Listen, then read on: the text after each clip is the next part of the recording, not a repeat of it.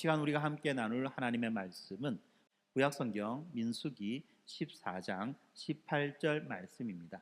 네, 함께 우리가 말씀을 읽도록 하겠습니다. 시작. 여호와는 노하기를 더디하고 인자가 많아 죄악과 허물을 사하나 형벌 받을 자는 결단코 면제하지 아니하고 아버지의 죄악을 자식에게 갚되 3, 4대까지 이르게 하리라. 아멘. 지금 이제 우리는 리딩 지저스 이 민수기를 이제 읽고 있습니다. 그렇죠? 이 민수기는요, 이스라엘 백성들이 광야에서 살아가는 그 삶의 모습들을 우리들에게 보여주는 바로 그러한 말씀들입니다. 이스라엘 백성들이 애굽에서 나와서 시내산 아래에 이르릅니다.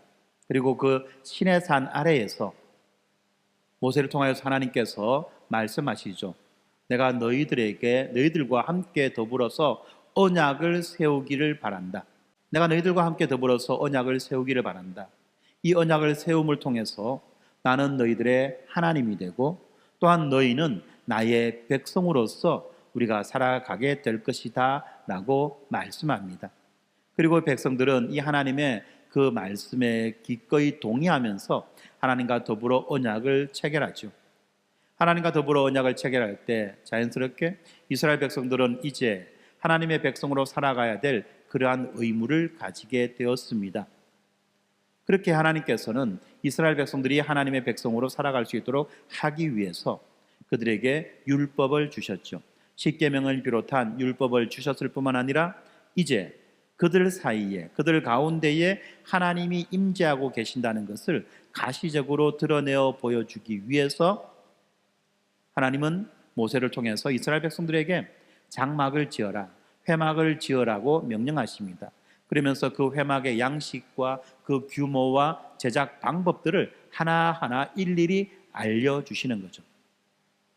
그리하여 모세는 이 하나님의 말씀대로 백성들에게 율법을 선포하고 뿐만 아니라 백성들과 함께 이 회막을 완성합니다. 그리고 이렇게 회막을 완성하고 난 다음에 그 회막에서 하나님 앞에 예배를 드리죠. 자, 그 내용들이 바로 출애굽기의 내용이며 또한 레위기의 내용이었습니다.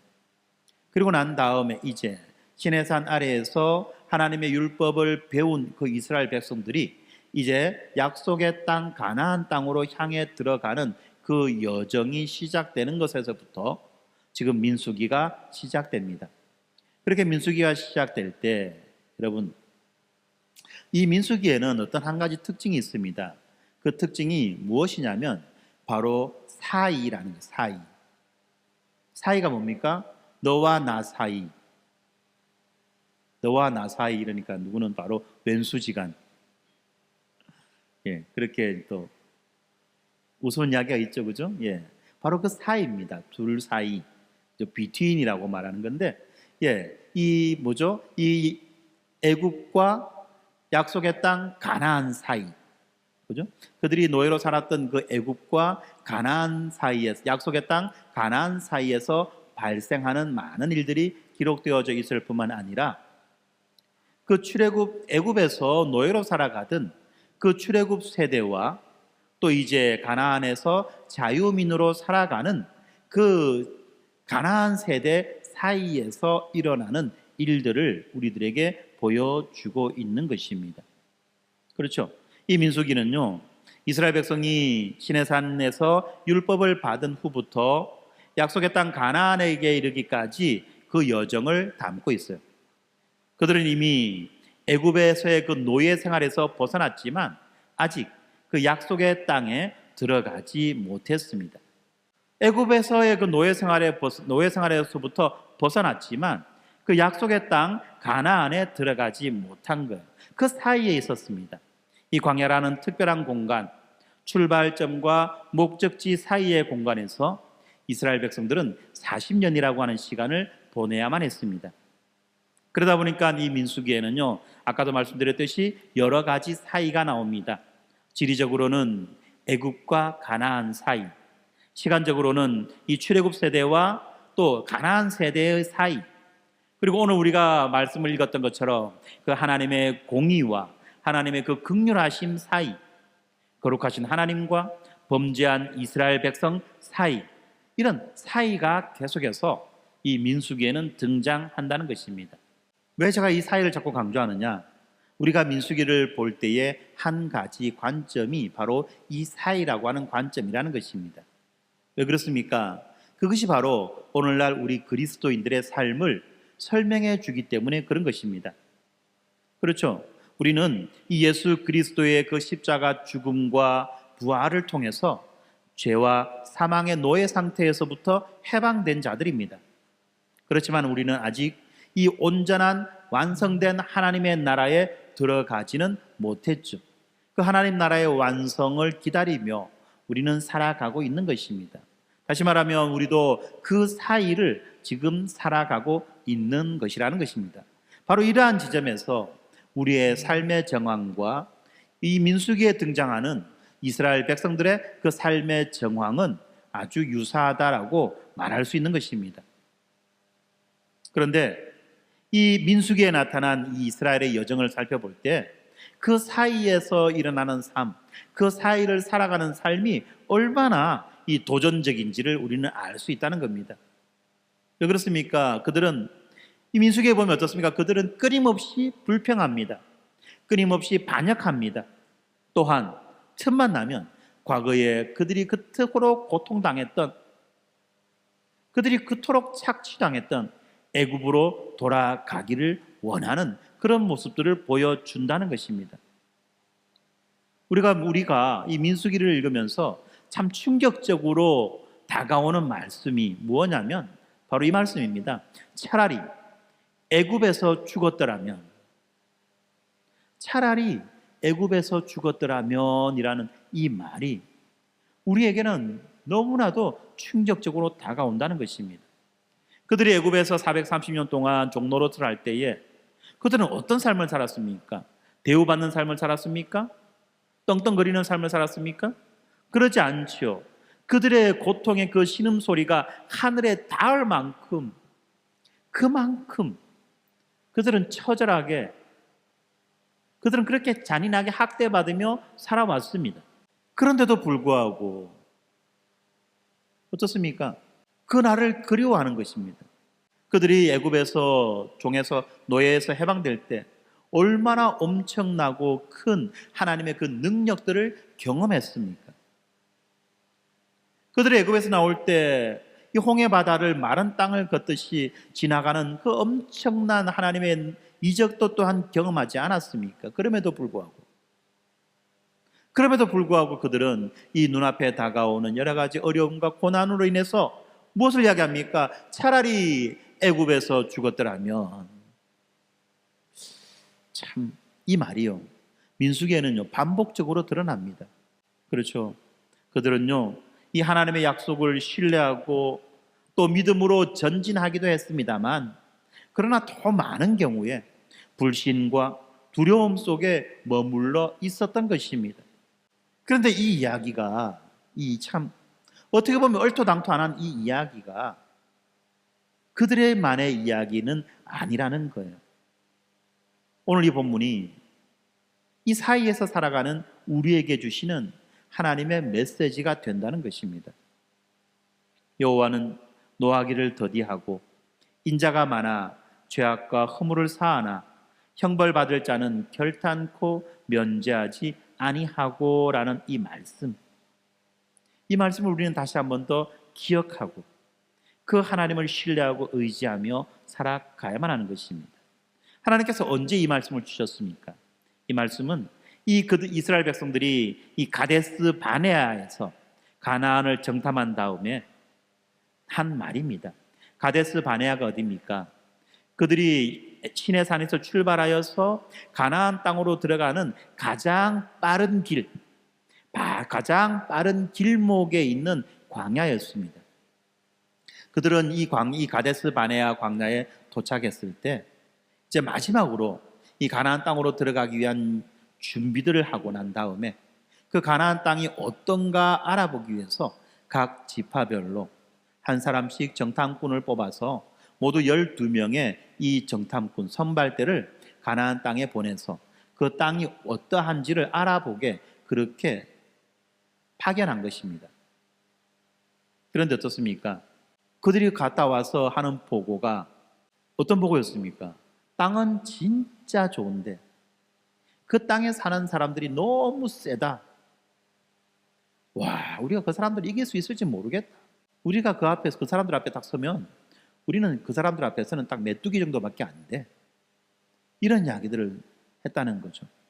그리고 그런 이야기를 듣고 난 다음에 그들은 두려움에 사로잡혔고 그 결과 하나님을 불신하고 하나님을 반역했습니다. 하나님이 우리를 여기서 죽이려고 애굽에서 데리고 왔구나. 하나님이 우리를 여기서 죽이려고 애굽에서 데려왔구나. 한번 생각해 보세요. 하나님이 그 인간들 죽이려면 애굽에 가만히 놔두면 돼요. 알아서 죽어요. 굳이 막 힘들게 해가지고 막 어렵게 해가지고 그럴 필요가 없잖아요. 그런데도 인간들은 이런 식으로 반응을 했다는 것입니다. 바로 그러한 인간들에게 하나님이 하신 말씀이에요. 먼저 여기에서 이 말씀에서 보면 하나님은 먼저 자신을 노하기를 더디하고 인자가 많은 분으로 그렇게 계시합니다. 뿐만 아니라 그와 동시에 죄에 대해서 결단코 면죄하지 않으시는 분이라고 선언하시는 거예요. 여기에서 우리는 하나님의 두 가지 속성을 발견할 수 있습니다. 다시 말하면 자비와 공의가 함께 나타난다는 거죠. 그리고 우리는 이 두 속성, 이 자비와 공의의 이 속성 사이에서 우리는 하나님을 만나게 되는 것입니다. 그래서 오늘 말씀을 통해서 우리가 서 있는 이 사이의 의미를 우리는 다시 한 번 더 살펴보고 또 그 사이에 계시는 하나님을 깊이 만나는 시간이 되었으면 참 좋겠습니다. 우리는 이 사이에서 하나님의 그 신실하심을 발견하고 우리의 본향을 향한 새로운 소망과 또 믿음을 다시 한 번 더 다져나가면 좋겠다는 것입니다. 이 민수기의 중심 사건은 아까도 말씀드렸듯이 이 가데스 바네아에서 펼쳐지는 그 정탐꾼 사건입니다. 약속의 땅 경계에 도달한 이스라엘은요 12명의 정탐꾼을 보내죠. 40일 후에 돌아온 그들은 모두가 이구동성으로 같은 말을 합니다. 그 땅은 정말로 젖과 꿀이 흐르는 땅입니다. 그러나 그 땅의 백성은 강하고 그 땅의 성읍들은 너무나도 견고합니다. 그 땅의 백성들은 강하고 그 땅의 성읍은 너무 견고합니다. 여기까지는 동일한 보고입니다. 그런데 이 사실에 대한 해석이 서로 달라지죠. 12명의 정탐꾼 가운데 단 2명, 여호수아와 갈렙은 뭐라고 말합니까? 비록 그들은 우리보다 강하고 그들의 성읍은 우리가 상상하던 이상으로 견고하지만 그럼에도 불구하고 하나님이 우리와 함께 하시니 전능하신 그 하나님이 우리와 함께 하시니 그들은 우리의 밥이다 라고 해석합니다. 그렇기 때문에 어떻습니까? 그들이 우리의 밥이니까 우리가 올라가서 그 땅을 취하자. 전능하신 하나님이 우리와 함께 하심으로 우리가 능히 이것을 이길 것이다 라고 그렇게 말했습니다. 그러나 이 여호수아와 갈렙을 제외한 나머지 10명은 어떻습니까? 이 땅이 너무나도 좋지만 그 사람들이 너무나도 크고 강하고 성읍은 너무나도 견고해서 도무지 우리가 어찌할 수 없는 거야. 우리는 마치 그들 앞에서 메뚜기와 같이 무력한 존재가 될 수밖에 없어. 우리는 그들을 이기지 못해. 하나님이 아무리 강하시다고 하더라도 하나님이 아무리 우리를 도와주신다고 그래 할지라도 우리는 결코 그들을 이길 수가 없어 라고 말한 거예요. 지금 이 12명의 정탐꾼들은요 어떻습니까? 같은 현실을 보았습니다. 그런데 어떤 사람은 이 하나님의 약속에 근거한 그 믿음의 시각으로 그 사건을 해석합니다. 그러나 또 다른 사람들은 인간의 한계에 근거한 그 불신앙의 시각으로 그 사건을 해석하는 거예요. 하나님의 시각으로 그 사건을 볼 것이냐? 아니면 인간의 시각으로 그 사건을 볼 것이냐? 이것이 바로 우리의 모습이라는 겁니다. 우리들도 이 정탐꾼들처럼 삶의 도전과 어려움 앞에서 끊임없이 이 믿음과 믿음 없음 사이에서 갈등하죠. 건강의 문제, 재정의 문제, 관계의 어려움, 그리고 또한 여러 가지 많은 일들의 그 장벽 앞에서 우리는 하나님이 약속하셨으니 능히 이기리라는 그 믿음과 이건 너무 어려워, 할 수 없어, 불가능한 거야 라는 그런 불신앙 사이에서 끊임없이 흔들린다는 것입니다.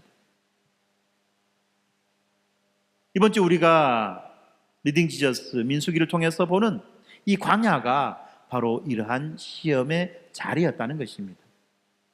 이스라엘의 불평과 반역은 이 민수기 전체에서 지속적으로 발생하는 그런 사건입니다. 그들은 어떻습니까? 물이 없을 때도 불평했고, 먹을 것이 없을 때도 불평했고, 지도자에게 반역했고, 하나님의 그 돌보심의 증거인 만나를 먹으면서도 불평했고, 심지어는 애굽에 있을 때가 좋다라고 말하며 애굽으로 돌아가자고 그렇게 불평했던 것입니다. 이런 모든 불평의 근원에는 바로 하나님에 대한 불신, 하나님에 대한 의심이 자리 잡고 있었습니다. 그런데 여러분들, 하나님은 이런 자들을 공의로 대하십니다. 그렇지만 그와 동시에 이 민수기는 어떻습니까? 이 광야가 하나님의 은혜를 만나는, 하나님을 만나는 그 은혜의 장소라는 것을 또한 우리에게 보여줍니다. 하나님은 불평하는 그들에게 만나와 메추라기를 주셨고 반석에서 물을 내셨으며 그들이 불뱀에 물렸을 때는 구원의 길을 열어주셨습니다. 광야는 이 이스라엘이 자신의 연약함을 직면하는 그런 장소였습니다. 그래서 어떻습니까? 불평하고 불만을 터뜨리는 그런 장소였지만 그와 동시에 하나님의 신실하심과 하나님의 긍휼하심을 경험하는 장소가 되었기도 하다는 것입니다. 여러분, 우리의 삶도 마찬가지입니다.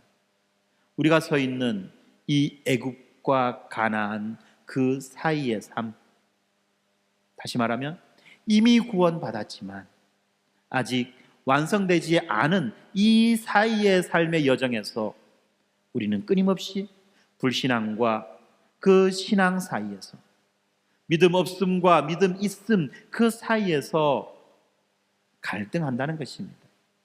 그런데 바로 이 갈등의 자리에서 우리는 이 하나님의 은혜를 가장 깊이, 가장 크게 체험하게 된다는 것을 우리는 알고 있습니다. 본문에서 하나님은 노하기를 더디하시고 인자가 많으신 분이라고 자신을 계시해 주십니다. 이것은 우리들의 불신앙과 우리들의 실패 속에서도 우리를 포기하지 않으시는 그 하나님의 신실하심을 보여주는 말씀입니다. 그렇죠. 우리가 끊임없이 이 불신앙과 또 신앙 사이에서, 믿음 없음과 믿음 있음 그 사이에서 흔들릴 때에 하나님은 변함없는 그 공의와 긍휼하심으로 우리를 인도해 주시는 것입니다.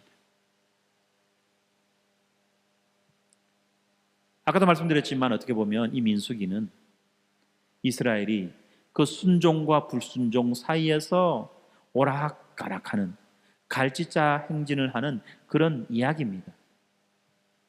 하나님은 이 시내산에서 율법을 주셨고 이스라엘은 바로 그 시내산에서 여호와께서 말씀하신 모든 것을 우리가 준행하리이다라고 그렇게 자신 있게 응답했습니다. 그런데 그들의 그 실제 광야 생활에서 그들은 어떻습니까? 끊임없이 하나님의 그 말씀에 불순종을 선택하는 그런 모습을 보여줍니다. 아까도 말씀드렸던 이 민수기 13장 14장에 나오는 이 가데스 바네아의 그 사건, 우리가 뭐라고 말했습니까? 이 대반역 사건. 이 대반역 사건은 바로 순종과 불순종의 갈림길에서 이스라엘이 어떤 선택을 했는지를 잘 보여주고 있습니다. 하나님은 올라가서 그 땅을 차지하라고 그렇게 명령하셨지만 이스라엘은 이 눈앞의 두려움에 사로잡혀 불순종을 선택함으로써 하나님에 대해 반역을 범했습니다. 그 결과 40년 동안 광야를 방황해야만 했고, 출애굽을 했던 그 출애굽 1세대는 모두가 다 한 사람도 남김없이 여호수아와 갈렙을 제외한 나머지 모두는 광야에서 죽음을 맞이해야만 했던 것입니다. 이렇게 출애굽 1세대는 그 약속의 땅에 들어가지 못했습니다. 왜 그렇습니까? 그들이 자기 스스로 마음을 강팍하게 했기 때문에 그랬다고 히브리서 성경은 우리들에게 말해주고 있습니다. 우리의 삶도 마찬가지입니다.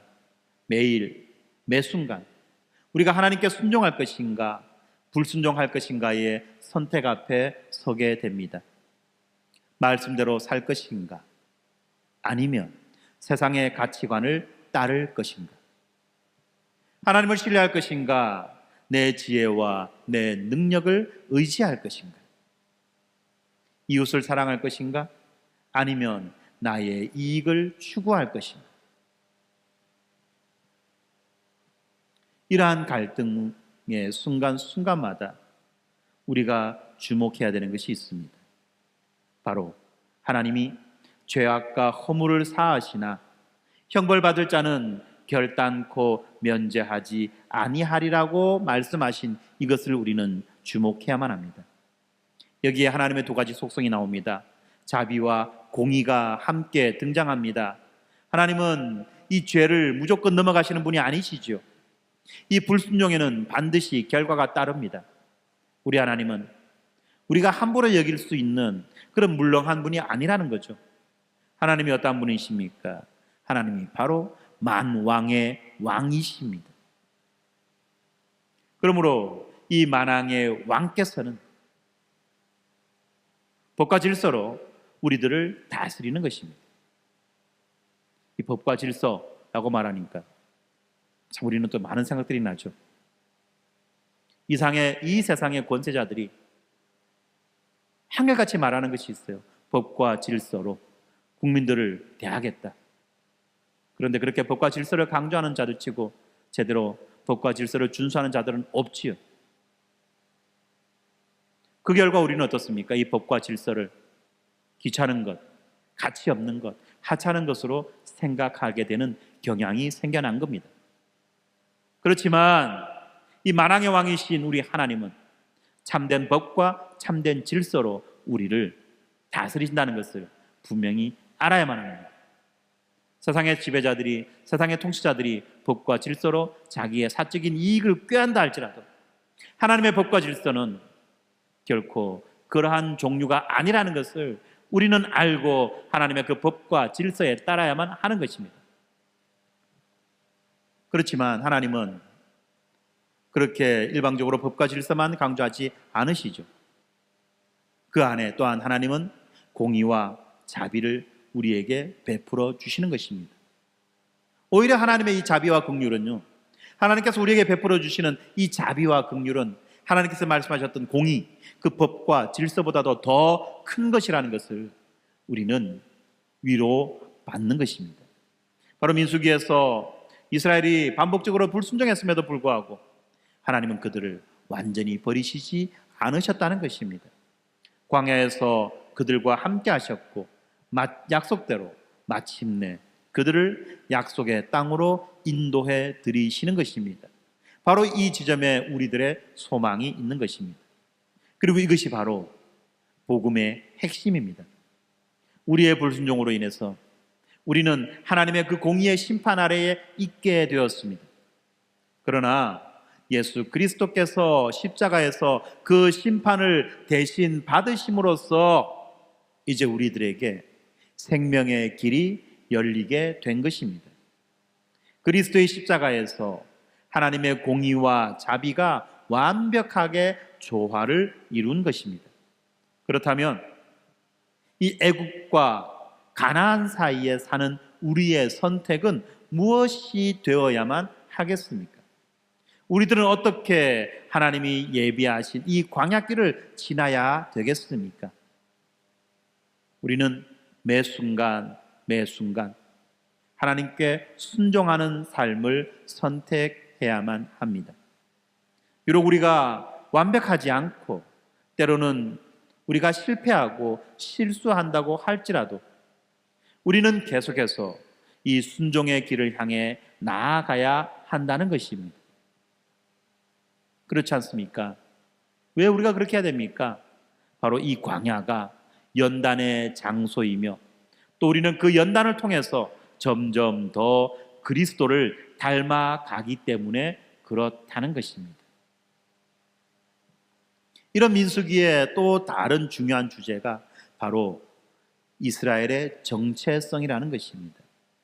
그들은 비록 애굽에서의 삶을 버리고 떠나왔지만 여전히 그들이 이 400년 이상을 살아왔던 애굽의 문화와 가치관이 그들에게는 익숙했다는 것입니다. 그리고 그렇기 때문에 어떻습니까? 그들은 이 약속의 땅을 향해 가고 있었지만 아직 그곳에 정착하지 못한 그 사이의 삶을 살아가고 있기도 한 것입니다. 그래서 지금 그들은 어떻습니까? 이 두 개의 나라, 바로 이 두 개의 세상 사이에서 자신들의 바른 정체성을 형성해 나아가야만 했던 것입니다. 그래서 이 민수기는요, 이스라엘이 어떻게 이 구별된 백성으로서의 그 정체성을 갖게 되는지를 우리들에게 보여주는 겁니다. 민수기의 1장부터 4장까지에서는 이 진영을 배치하고 인구 조사를 통해서 그들이 조직된 하나님의 군대라는 것을 보여줍니다. 그리고 5장부터 9장까지에서 보면 이 정결 규례와 또한 여러 가지 예배의 규정을 통해서 그들이 거룩한 제사장 나라라는 것을 강조해서 보여주고 있습니다. 특별히 이 민수기 6장에 보면 나실인 규례가 나오는데 이 나실인 규례는 바로 구별됨의 중요성을 보여주는 것입니다. 나실인은 어떻습니까? 특별히 자신을 구별하여 하나님께 드린 사람들이었습니다. 날 때부터 하나님께서 선택해서 구별된 사람들이 있죠. 바로 레위인들입니다. 그런데 나실인은 어떻습니까? 비록 레위인은 아니라 할지라도 특별히 하나님 앞에 헌신하여 자신을 드리는 그런 고백을 통하여 구별하여 자신을 하나님께 드리는 것입니다. 그래서 그들은 포도주를 마시지 않았고 머리카락을 자르지 않았으며 또한 부정한 것들을 만지지 않음으로써 자신들이 세상과는 다른 구별된 존재라는 것을 드러내었던 것입니다. 바로 우리 그리스도인들도 마찬가지라는 것입니다. 베드로전서 2장 9절이 우리를 뭐라고 말합니까? 너희는 택하신 족속이요 왕같은 제사장이요 거룩한 나라요 그의 소유가 된 백성이다 라고 그렇게 말씀합니다. 우리는 이 세상에 살지만 이 세상에 속하지 않은 사람들이라는 것입니다. 우리는 이 천국의 시민권을 가진 순례자들인 것입니다. 그리스도인으로서 우리는 끊임없이 이 세상의 가치관과 하나님 나라의 그 가치관 사이에서의 긴장을 경험하고 또한 선택을 해야만 하는 것입니다. 성공과 부와 명예와 권력을 추구하는 이 세상 속에서 우리는 이런 것들이 아니라 오히려 겸손과 섬김과 희생과 사랑의 가치를 붙들어 매야 되는 것입니다. 참 옳은 말이죠. 좋은 말이죠. 그런데 여러분, 이것이 쉽지 않지 않습니까? 왜 이것이 쉽지 않을까요? 그것은 바로 우리가 여전히 그 사이에 살고 있기 때문에 이것이 결코 쉽지 않다는 것입니다. 그런데 여러분들, 우리가 이것이 쉽지 않다는 이유만으로 이렇게 살아가는 것을 포기해서는 안 됩니다. 목사님, 그건 좋은 말인 거 알겠는데 그거는 목사님이니까 그렇게 하지, 사실 우리 성도들은요 목사님과 다른 삶을 살아요. 그래서 우리는 그렇게 살기 어려워요 라고 말할 수도 있습니다만, 그러나 그것은 우리가 정말 중요한 것을 놓치고 있기 때문에 하는 말이라는 거예요. 무엇입니까? 바로 노하기를 더디하시고 인자가 많으신 우리 하나님이라는 것을 놓치기 때문에 그렇다는 것입니다. 다시 말하면 우리가 실패할 때마다, 우리가 실수할 때마다 다시 일어설 수 있는 그 은혜를 하나님께서는 우리에게 주신다는 겁니다. 하나님은 끊임없이 은혜를 우리에게 주셔서 우리들로 하여금 겸손과 사랑과 순종과 섬김, 희생의 가치를 붙들어 매라고 그렇게 말씀하는 겁니다. 우리가 이 세상의 유혹에 넘어가서 하나님의 백성으로서의 그 정체성을 잊어버렸을 때에도 성령님은 끊임없이 우리를 일깨우시고 본향을 향한 여정으로 우리를 인도해 주시는 것 아닙니까? 여러분, 우리 안에 성령님이 함께 하신다는 것, 우리 안에 성령이 내주하신다는 것 여러분 믿습니까? 그 성령이 우리 안에서 어떤 일을 하는지 여러분들 아십니까? 성령이 우리 안에서 어떤 일을 하시는지를 우리가 안다면 우리는 성령의 그 끊임없이 일깨워 주심과 가르쳐 주심과 기억나게 해 주심에 우리는 순종해야만 하는 것입니다. 성령의 일깨워 주심도 우리가 아니야, 내가 잠깐 잘못된 생각을 한 거야. 성령님이 깨닫게 해 주심도 잠깐 내가 미쳤던 거야, 정신 차려야 돼, 이 세상이 얼마나 흉악한데, 이런 식으로 반응한다면 우리는 성령의 그 가르침을 거부하고 성령의 그 알려주심을 부정하는 그런 삶을 살아가는 것입니다. 내 안에 역사하시는 그 성령님께서 끊임없이 우리들을 말씀을 기억나게 하시고 생각나게 하실 뿐만 아니라 말씀을 이해되게 하시고 깨닫게 하시며 또한 그 말씀대로 살아가기 원하는 거룩한 마음의 소원을 우리에게 주신다는 것을 우리는 분명히 인식해야만 합니다. 이것을 인식하는 것이 바로 성령 충만이에요. 이것이 바로 성령 충만입니다. 지금 내 안에 성령이 있는지 없는지 잘 모르겠어. 그 말은 무슨 말입니까? 내 안에서 역사하시는 그 성령에 대해서 내가 무관심하다는 거예요. 그러므로 우리는 굳은 마음을 제하고 이 성령의 그 일깨워 주심에 민감하게 반응하는 부드러운 마음을 가져야만 할 것입니다. 이렇게 성령이 끊임없이 우리를 일깨워 주시고 이 본향을 향한 우리의 여정을 인도해 주시기 때문에 우리는 이렇게 살아갈 수 있는 것입니다. 민수기 6장의 아론의 축복이 그렇지 않습니까? 아론의 축복을 통해서 이 여정에서 이 삼위 하나님이 우리와 함께 하신다는 그 확신을 우리는 가질 수밖에 없는 것 아니겠습니까? 여호와는 내게 복을 주시고 너를 지키시기를 원하며 여호와는 그의 얼굴을 내게 비추사 은혜 베푸시기를 원하며 여호와는 그 얼굴을 내게로 향하여 드사 평강 주시기를 원하노라. 아멘.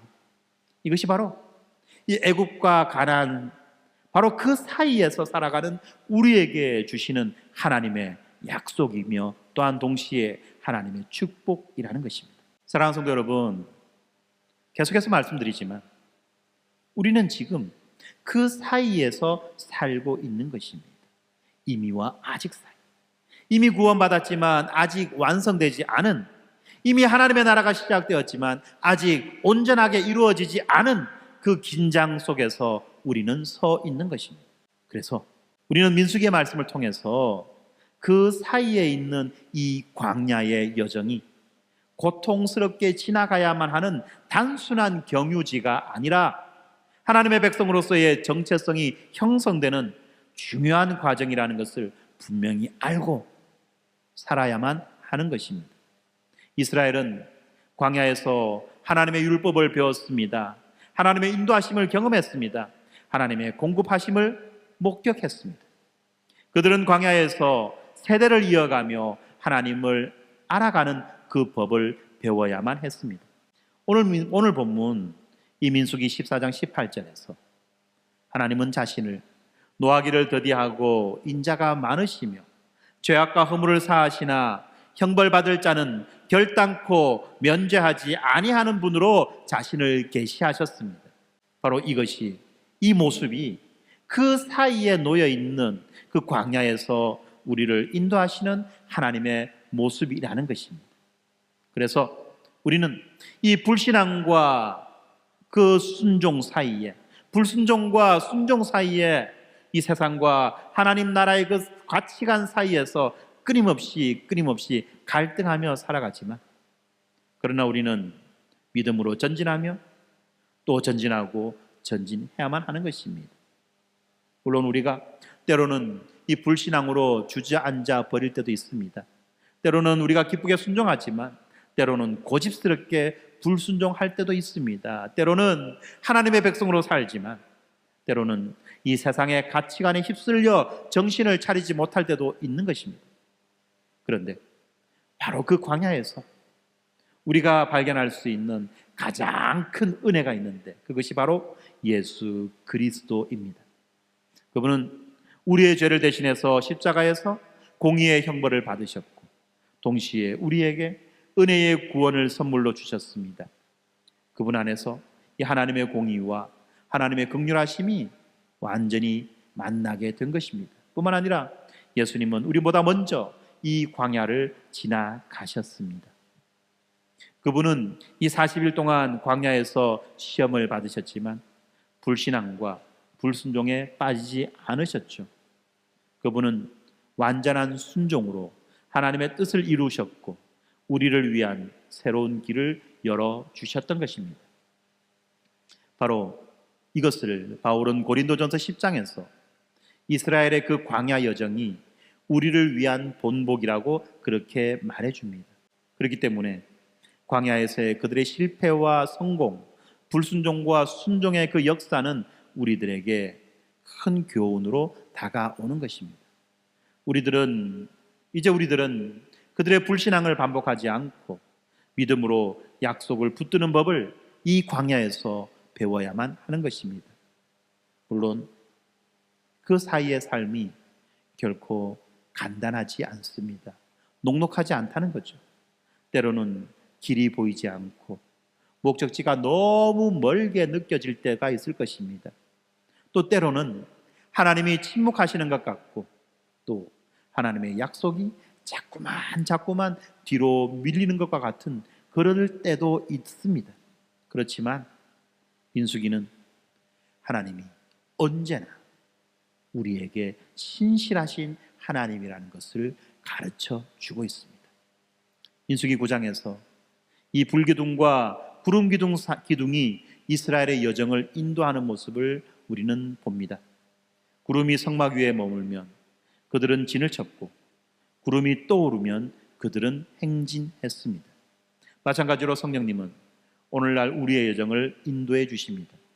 우리가 그 사이에 있는 이 광야에서 방황할 때 성령님은 우리를 약속의 땅으로 인도하는 등불이 되어 주시는 것입니다. 사랑하는 성도 여러분, 우리는 아직 마지막 목적지에 도착하지는 않았습니다. 우리는 여전히 그 사이에 살고 있습니다. 그런데 그 사이에서 우리는 하나님의 은혜를 발견하고 그분의 신실하심을 경험하며 점점 더 그리스도를 닮아가고 있습니다. 광야는 우리들의 최종적인 목적지가 아니라 통과하는 과정이라는 것입니다. 우리의 참된 목적지는 하나님이 예비하신 새하늘과 새 땅, 영원한 약속의 땅이라는 것입니다. 그리고 하나님은 이 광야를 함께 건너가라고 우리들에게 이 그리스도의 몸된 교회를 허락하셨습니다. 그래서 이 그리스도 안에서 한 몸된 우리는 함께 이 광야를 지나가는 것입니다. 사랑하는 성도 여러분, 우리 함께 이 광야를 끝까지 걸어감으로 마침내 하나님께서 약속하셨던 그 젖과 꿀이 흐르는 땅을 소유하는 자들이 되기를 주님의 이름으로 축원합니다. 때로는 우리가 넘어질 때도 있고 때로는 우리가 실수할 때도 있지만 신실하신 하나님이, 긍휼이 많으신 하나님이 우리를 끝까지 인도해 가실 것을 우리는 믿습니다. 기도하겠습니다. 자비로우시고 공의로우시며 인자가 많으신 하나님 아버지, 오늘 민수기의 말씀을 통해서 우리도 지금 이 애국과 약속의 땅 사이를 살아가고 있음을 깨닫게 하여 주셔서 감사합니다. 주님, 우리는 이 광야에서 종종 불신앙에 빠지고 불순종하며 세상의 가치관에 휩쓸릴 때가 있었습니다. 그렇지만 그럴 때마다 주님은 노하기를 더디하시고 인자를 베푸셔서 우리의 죄악과 허물을 예수 그리스도의 그 십자가 공로로 사해 주셨습니다. 감사합니다. 주님, 우리가 이 사이의 삶에서 주님을 더 깊이 신뢰하게 하시고 기쁨으로 순종하며 구별된 삶을 살아가게 도와주시옵소서. 우리의 시선이 이 세상이 아닌 약속의 땅 영원한 본향을 향하게 해 주시옵소서. 성령께서 불기둥과 구름기둥처럼 우리들의 여정을 인도해 주시고 우리가 머물러야 할 때는 머물게 하시고 나아가야 할 때 나아가게 해 주시옵소서. 우리의 삶 가운데 거룩하신 주님의 임재가 늘 함께 하시기를 간구합니다.